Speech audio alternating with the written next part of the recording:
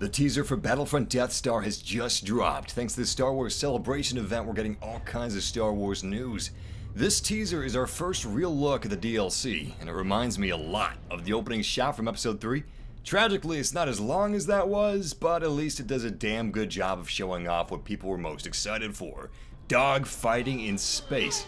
Now, this is just speculation on my part, but it looks to me like the trailer is showing off the multi-stage game mode, where if you're playing as the Rebellion, you have to fight past the capital ships, the Imperial Star Destroyers, maybe taking a few out along the way, but eventually reaching the surface of the Death Star, digging yourself into a trench, TIE fighters raining down destruction around you, the Millennium Falcon coming in, trying to give you some backup, get a few of them off your back, and then you see Darth Vader's TIE advance, zeroing in on Luke's X-Wing. And if you're able to protect Luke, and if he gets to the end of the trench run, he's able to use a QuickTime event to fire his ion torpedoes into the ventilation shaft of the Death Star, thereby destroying it and winning the game mode for the Rebellion. Naturally, if Luke's X-Wings fail to protect him during that trench run, Darth Vader's TIE advance is going to destroy them all. And it'll be a victory, a non-canon victory, for the Empire. Again, that's just speculation on my part. I have no idea if that's how the game mode is actually going to work out. It says on the website that there is going to be a multi-tiered game mode, so I'm hoping that is exactly what the game mode is going to be. Instead of just having trench run be a part of a fighter squadron map, and you can go in the trench if you want to, you can go out of the trench, but mainly you're just fighting on the surface of the Death Star. I hope that's not the case. I also hope that we don't have just a fighter squadron map of a couple Imperial Star Destroyers sitting around and you just fight around them. I hope that's not the case. I hope that it's an interactive, multi-tiered, blitzkrieging past Imperial Star Destroyers, taking down a couple of those capital ships, and finally reaching the surface of the Death Star, you dig yourself into the trench, you make the run, and blast those ion torpedoes straight through that ventilation shaft, showing them why you don't build weaknesses into the blueprints. Seriously, what is up with that? You know what it is? Overconfidence is their weakness. They never thought anybody would do it. Overconfidence is always the Empire's weakness. Now that we've dissected the teaser pretty much all we can, let's talk about some of the official concept art of the Death Star DLC. Within one of the Death Star's iconic hangars, we can see a crashed GR-75 transport with Chewie and 2 Rebel guards.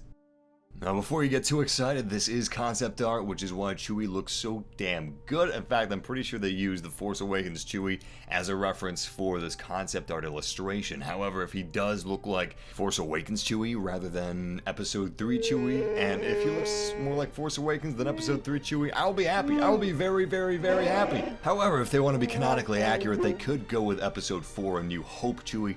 Anyway, I digress. I'm sure he's going to look awesome. I hope he's got some really cool fur physics.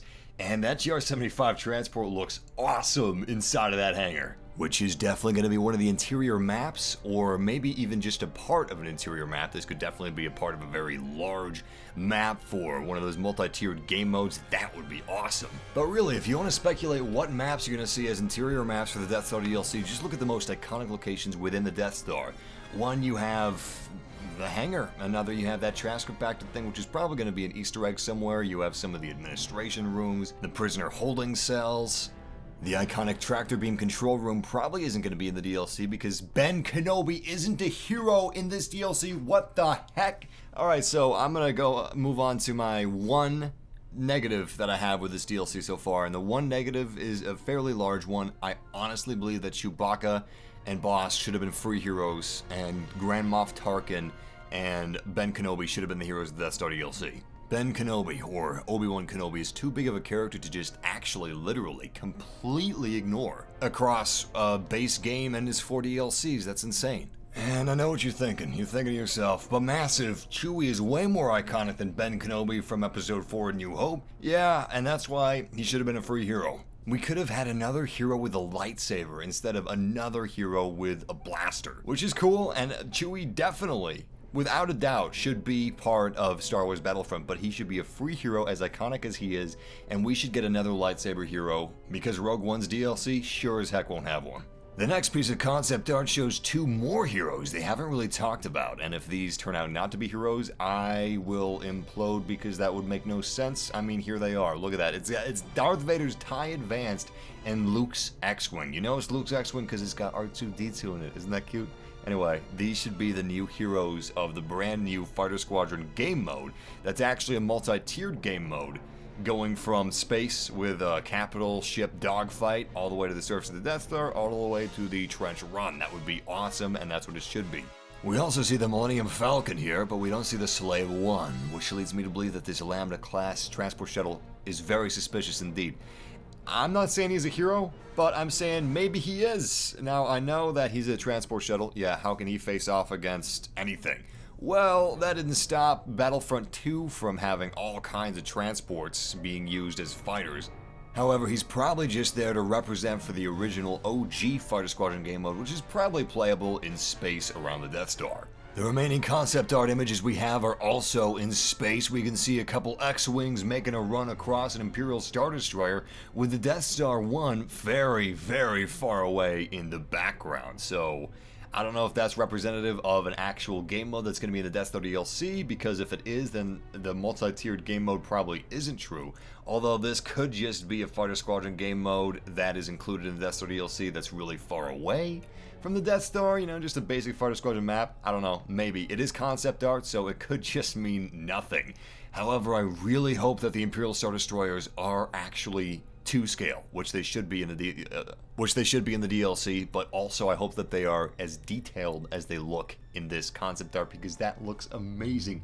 Could you imagine if the Imperial Star Destroyer had some shadows falling on it? Let's say the sun's behind it, and you can see the lights on the command bridge. That would be so cool, man.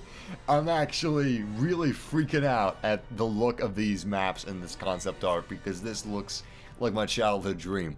Next up, we got a beautiful rendering of the trench run. This one actually looks like it's in engine more than it is drawn concept art, and it looks great. We also saw the trench run in the teaser, obviously, so we know that it's going to look extremely detailed, just as it should. And, wow, I don't know what to say about this. Aside from the fact that those X-Wings down in the trench make the trench look a heck of a lot bigger than what we saw in the teaser, although that could have just been our eyes playing tricks on us. In any case, I really hope that this concept art right here is an accurate representation of exactly how big the trench is going to be in the game.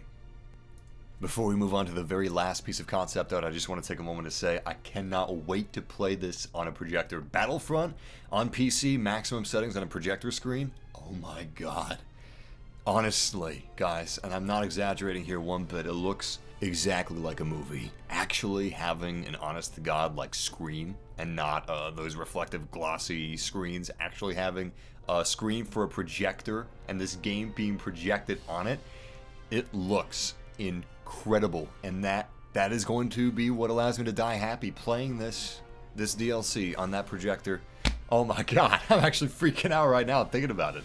Finally, the final concept art that we have is the Millennium Falcon, in a very Attack of the Clones looking scene where we saw the Slave One pursuing Obi-Wan's Jedi Starfighter. Now we see the Millennium Falcon pursuing TIE fighters in an asteroid belt. I'm guessing this may be a map from A New Hope where the Millennium Falcon is actually going after TIE fighters through that asteroid field. Maybe.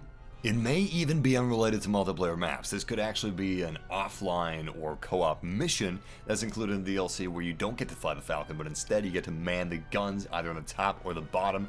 Kind of like a on-rails type situation. That would be the best thing ever! That would be so baller!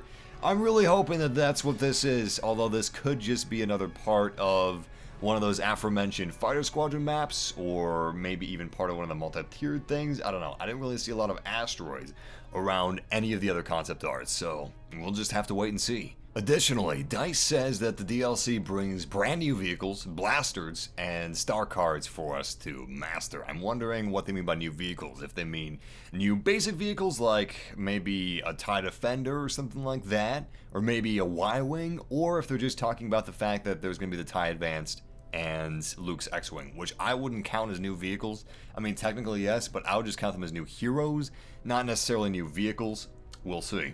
Additionally, I called it. I've been saying since day one that they announced the season pass and the 4th was remaining unannounced. I said from day one that was going to be the Rogue One DLC, and it confirmed my suspicions once they corrected themselves and said the release date for the 4th expansion pack was not January, but instead December. I was like, oh, definitely, without a shadow of a doubt, it's definitely going to be Rogue One, because that's the month that the film is releasing, and they wouldn't miss this opportunity to tie in to an original trilogy Star Wars game pre-original trilogy Star Wars movie. They would not miss that opportunity, and they're not. I don't know how they're going to pull it off with only 2 heroes being able to be in that expansion pack from the movie. That seems like a small amount. Also, how can Luke be there? He wasn't a Jedi yet. He didn't even have a lightsaber yet. He was still on a moisture farm. I don't know. I'm going to make a separate video on the Rogue One DLC. I'm going to do some digging, see what I can conjure up as far as information is concerned. But if you guys enjoyed this video, if you found it helpful or entertaining, don't forget to leave a like and subscribe for more Star Wars Battlefront news and live streams, and Star Wars Rogue One news as well. I'm talking about the movie. And also gaming in general. We love video games here. But until next time, the Force will be with you. Always.